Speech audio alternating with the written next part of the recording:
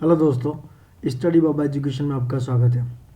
आज RTM questions यानी कि रिवीजन थ्रू एमसीक्यूज का क्यूज नंबर हम 17 करने जा रहे हैं। इससे पहले हम 150 क्वेश्चंस देख चुके हैं जो काफ़ी इंपॉर्टेंट हैं, और ये जो समरीज है the Hindu, the Indian express way, उससे लेके इनसाइट वाले इसको बनाते हैं। मैं इनसाइट की समरी को ही आपके क्वेश्चंस में पुट अप करता हूँ और उनको एक्सप्लेन करता हूँ। तो गाइज देखते रहिए एंड बने रहिए, and please like and subscribe my channel, and thank you. So now let's start without wasting our time.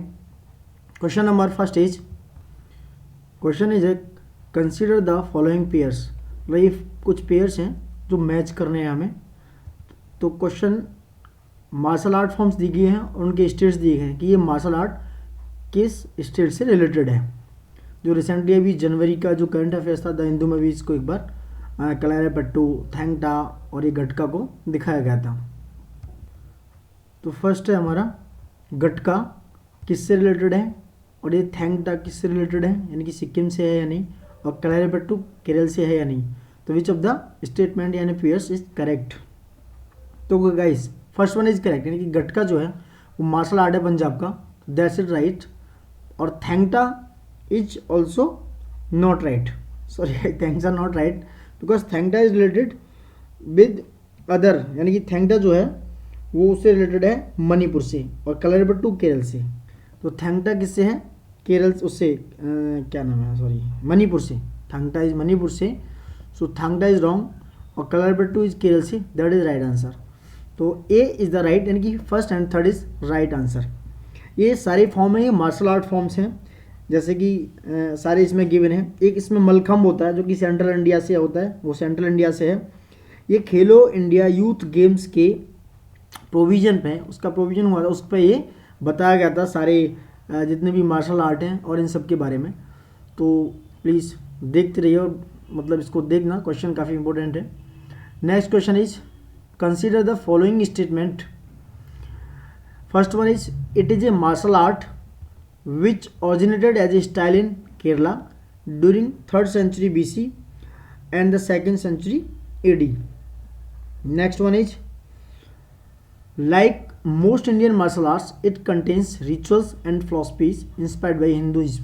यानी कि बहुत सारी जो इंडियन मार्शल आर्ट हैं वो क्या हैं, उनके कुछ रिचुअल्स, यानी कि उनके जो कस्टम हैं, कुछ रिचुअल्स हैं, वो क्या हैं, वो हिंदुज़म की फिलोसफी से इंस्पायर्ड है। And third is it is believe to be the oldest surviving martial art in India, यानी कि जो सबसे ओल्ड है, सबसे पुरानी सर्वाइवर जो अब तक सर्वाइव कर रही है मार्शल आर्ट इंडिया में। Which of the indigenous martial art forms, यानी कि इनमें से कौन सी ये मार्शल आर्ट है जो ये तीनों स्टेटमेंट हैं जो इसमें गिवन है, यानी कि मार्शल आर्ट विच ऑरिजिनेट, जो कि केरला में ऑरिजिनेट हुई 3rd century BC और 2nd century AD के दौरान।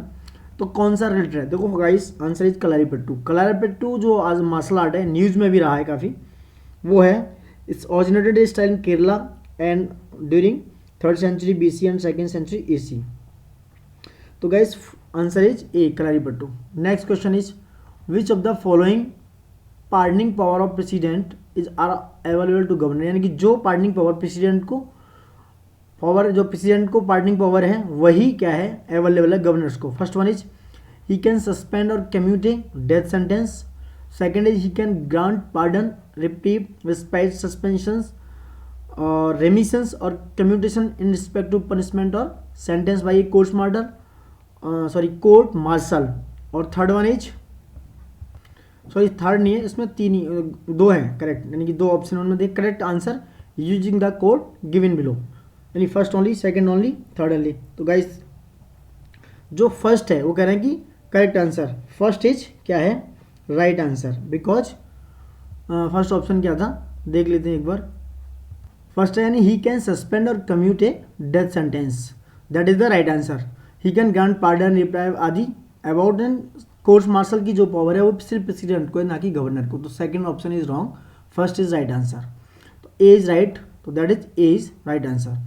I am talking about little bit the power of president, sorry pardoning power of president and governors. देखो प्रेसिडेंट की जो पावर है, he can pardon, reprieve, respite, remit, suspend और commute the punishment और sentence of any person convicted of any offence against A central law, यानी कि president उसको pardon भी कर सकता है, रिप्रीव, रिस्पाइट, रेमिट और सस्पेंड और कम्यूट भी, चाहे वो सेंटेंस है, पनिशमेंट और सेंटेंस है, या किसी भी ऑफेंस में रिलेटेड है सेंट्रल लॉ के, ठीक है। वहीं गवर्नर क्या है, एक he can pardon, reprieve, respect, remit, suspend और कम्यूट द पनिशमेंट और sentence of any person convicted of any offence against state law. यानी गवर्नर सिर्फ स्टेट लॉ पे क्या कर सकते हैं, ये सारी पार्डन पावर अप्लाई कर सकते हैं। वहीं प्रेसिडेंट को पावर है कि ही कैन पार्डन, रिसीव, सारी जितनी भी हैं, रिमिट, सस्पेंड, कम्यूट और death sentence, is the only authority to pardon a death sentence. यानी कि वो डेथ सेंटेंस में भी इनका यूज कर सकते हैं ओनली। बट इसमें क्या है, गवर्नर में he can not pardon a death sentence. बाकी का तो सारा यूज कर सकते हैं, बट कोर्ट मार्शल के वे में भी जो गवर्नर का कोई ऐसा प्रोफाइल नहीं दिया है, उसमें ऐसा गिवन नहीं है, और ना कि पार्डन ऑफ डेथ सेंटेंस के केस में। और इसमें प्रेसिडेंट की एक हो सकते हैं, he can grant pardon, reprieve speech, suspension, remission और commutation in respect to punishment और सेंटेंस बाई कोर्ट मार्शल, जो मैं अभी बता चुका हूँ। और वहीं गवर्नर को ये शक्ति नहीं प्राप्त है। तो that's a difference between governor and president, the power of pardoning power, ठीक है। तो गाइज देखते रहिए, thank you, please like and subscribe. Next question guys, consider the following statement with reference to pardoning power of the president of India. यानी इसमें pardoning power पूछ रहे हैं प्रेसिडेंट ऑफ इंडिया की, ठीक है। फर्स्ट वन है, the pardoning power of the president is independent of judiciary. वो कहने कि ये जो पार्डनिंग पावर है प्रेसिडेंट की, वो जुडिशरी से क्या है, इंडिपेंडेंट है, स्वतंत्र है। Second, while exercising this power president of India sit as a court of appeal. यानी कि क्या, जब वो एक्सरसाइज कर रहे होंगे ये पावर को, तो president of India as a court of appeal क्या करेंगे, as a court of appeal काम करेंगे। The president can pardon death sentence while governor can not. यानी कि प्रेसिडेंट, मैंने अभी जो बताया था पिछले क्वेश्चंस में, वो प्रेसिडेंट क्या कर सकते हैं, पार्डन को, यानी कि डेथ सेंटेंस को पार्डन कर सकते हैं, जबकि गवर्नर साहब नहीं कर सकते हैं। Which statement is correct about this power of. देखो guys, first is right answer, because the pardoning power of the president is independent. Judicial independent है, तो first one is right. Second is क्या है, रॉन्ग, बिकॉज प्रेसिडेंट जो है is not as a court of appeal, so second is wrong answer. Third is right, because the president can pardon death, जो मैंने अभी बताया। तो आंसर इज गाइस सी, यानी कि 1 and 3 is right answer about the pardoning power of president and governor. Next question guys, consider the following statement regarding the funding, यानी कि पैसे, फाइनेंशियल कॉज की बात हो रही है, of WHO, world health organisation. First one is, world health organisation is funded entirely by its member countries. यानी कि WHO को जो फंड करेंगे कौन, उसके मेंबर कंट्रीज ही फंड कर सकते हैं। India is a member state of WHO in south east Asia region. यानी कि इंडिया हमारे साउथ ईस्ट एशिया रीजन में क्या है, एक मेंबर है WHO का। Second is guys the decision, third is the decision on which country gets how much fund depend on the situation in the country. यानी कि ये डिसीजन किसका है, उस कंट्री का है जो उसको क्या है, फंड देना चाहता है। ये उसके ऊपर डिपेंड करता है कि सिचुएशन क्या है उस कंट्रीज की, डिपेंड ऑन दैट कंट्री। तो which statement correct about the funding of WHO। तो गाइस फर्स्ट कह रहा है, first only, second only, first and third only. तो guys first is wrong answer, because world health organisation funded entirely by its member country. नहीं, ऐसा नहीं, बाहर के भी जो लोग हैं, बाहर के भी जो ऑर्गेनाइजेशन है वो उसको फंडेड कर सकते हैं। यानी कि funded by large number of countries, जैसे कि जो फिलैंथ्रोपिक ऑर्गेनाइजेशन हैं, जो मतलब अवेयर करती हैं, या जो कि मतलब फिलैंथ्रोपिक वर्क करती हैं, समाज के लिए काम करती हैं, UNO है, ठीक है। According to information by WHO, voluntary donation भी कर सकते हैं, बहुत मेंबर स्टडी खुद से जो इच्छा है, लाइक सच एज US है या अदर कंट्रीज हैं, वो उनका कंट्रीब्यूशन है। यानी कि US का लाइक 35.4% है। और भी बहुत सारी चीज़ें हैं, कुछ ऑर्गेनाइजेशन हैं, चाहे वो NGO हो या फिर प्राइवेट ऑर्गेनाइजेशन है या कंट्रीज है, तो उसमें ऐसा कर सकते हैं। तो first is wrong. Second is right, India is a member, that is right answer. And how are WHO funded, बताया मैंने, SS कंट्रीब्यूशन होता है, voluntary contribution, core voluntary contribution होता है। Pandemic influenza preparedness, that is the start in 2011 में। यानी कि अगर आपको कोई भी मतलब जैसे कि इस समय पैंडेमिक आया कोरोना का, उसकी तरीके से 2011 में इन्होंने एक फंड बनाया था जो इम्प्रूव करेगा हमारी शेयरिंग ऑफ जो भी प्रॉब्लम है, हेल्थ प्रोसेस प्रॉब्लम है या ह्यूमन पैंडेमिक पोटेंशियल से हैं या ऐसे कॉज है, उनको डेवलप करेगा, चाहे वो डेवलप कंट्रीज या फिर कोई भी डेवलप या डेवलपिंग कंट्रीज हो, whatever. So second and third is right answer guys. तो answer is second and third, so that is right answers. So C is the right answer, second and third. With reference to next question guys, with reference to geography of Taiwan, ये Taiwan की geography की बात करें, consider the following statement, यानी कि ये जो statement है उनके बारे में। First one is the east China sea lies on to its north, यानी जो ईस्ट चाइना सी है वो कहाँ है, वो ताइवान के नॉर्थ में लाई करता है। Second, the Philippine sea lie to east, जो फिलिपीन सी है वो कहाँ लाई करता है, इसके ईस्ट में लाई करता है। Third in the Luzon state lies directly to its south, जो लुजोन स्टेट है वो कहाँ लाई करती है, इसके डायरेक्टली साउथ में। And the south China sea lie to its south west, और जो साउथ चाइना सी है वो इसके साउथ वेस्ट में लाई करता है गाइस, ठीक है। तो these which statement are correct about the Taiwan, Taiwan कहाँ लाई करता है, तो यानी first is right because east China sea is lie to its north, second Philippine sea light, यानी कि third is also right, Luzon state lies directly to south, fourth is also all of the statement regarding Taiwan is right, यानी कि D is right answer because east China sea lie to its north, the Philippine sea to its east, the Luzon strait directly to its south, and the south China sea is to its south west. से important question because regarding the south China sea, इसमें बहुत ज़्यादा क्लेश भी चल रहा है China south China सी में, क्योंकि ताइवान और फिलीपींस एंड चाइना के बीच में तो बहुत सारा प्रॉब्लम्स हैं। मैं थोड़ा मैप में भी दिखाता गाइस, एक मिनट देखते हैं।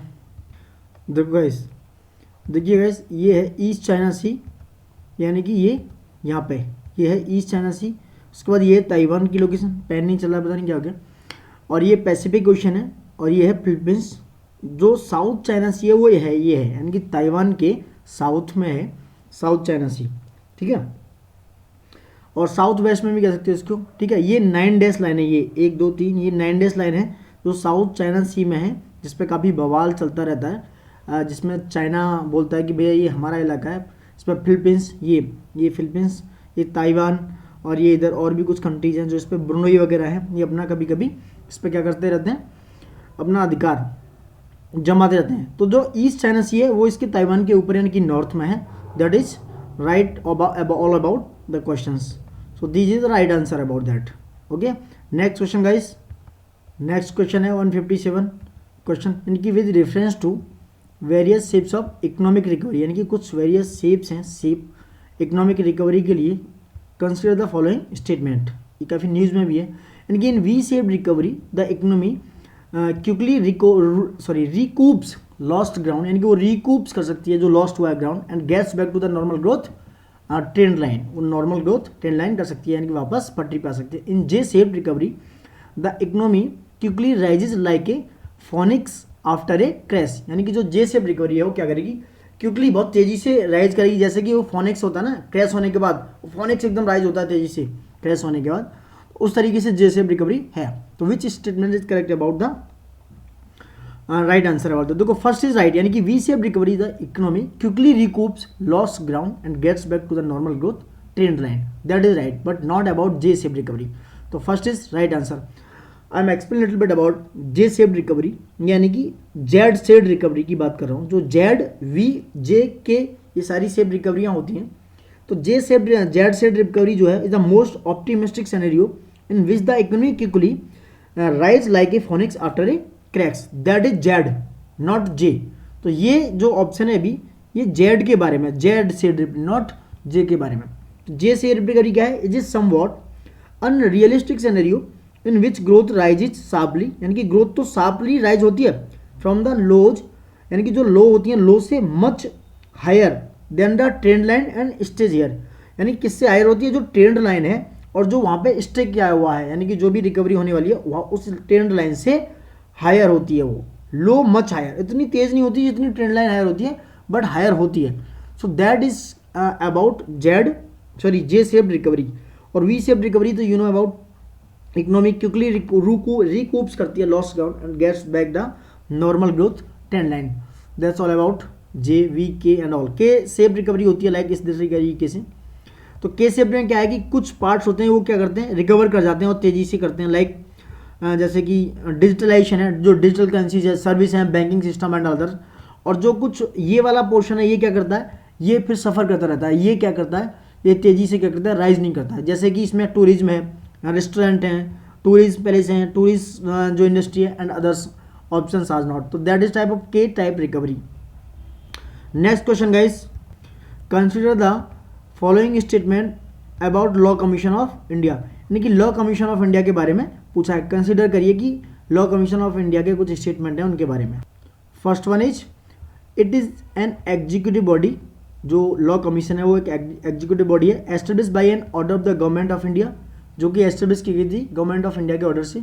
Second, a retired supreme court जज, यानी कि सुप्रीम कोर्ट के जो रिटायर्ड जज हैं वो क्या करेंगे, chief justice of high court will head the commission, वो कमीशन को क्या करेंगे, which statement correct about both are correct, यानी कि first and second is the right answer about the law commission because is establish by the order government of India, यानी कि इससे executive body, so that is right answer.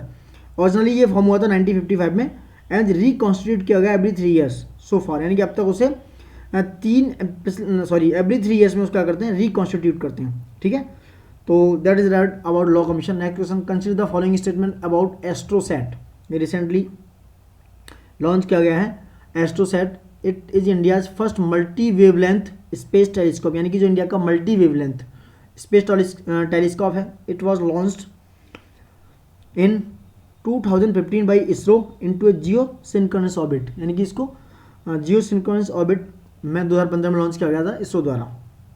Which statement correct about, देखो first is a, यानी कि first correct है, second is not correct about. देखो AstroSat को है इंडिया का first multi wavelength space telescope, that is right, and which has 5 telescopes seeing through different wavelength, यानी कि जैसे विजुअल है, नियर अल्ट्रावायलेट है, यूवी और यूवी है, soft X-rays and hard X-rays, these are use in, there are simultaneously wavelength use in this AstroSat. Onboard अगर बात की जाए तो एस्ट्रोसैट वाज लॉन्च ऑन 28 सितंबर 2015, यानी 2015 को 28 सितंबर 2015 को लॉन्च किया भाई इसरो इनटू ए नियर अर्थ इक्वेटोरियल ऑर्बिट, ना कि किसमें, जियो सिंक्रोनस ऑर्बिट में नहीं, किसमें किया गया है, इक्वेटोरियल ऑर्बिट में, अर्थ का जो इक्वेटोरियल ऑर्बिट है उसमें, इक्वेटोरियल ऑर्बिट में, ठीक है गाइस।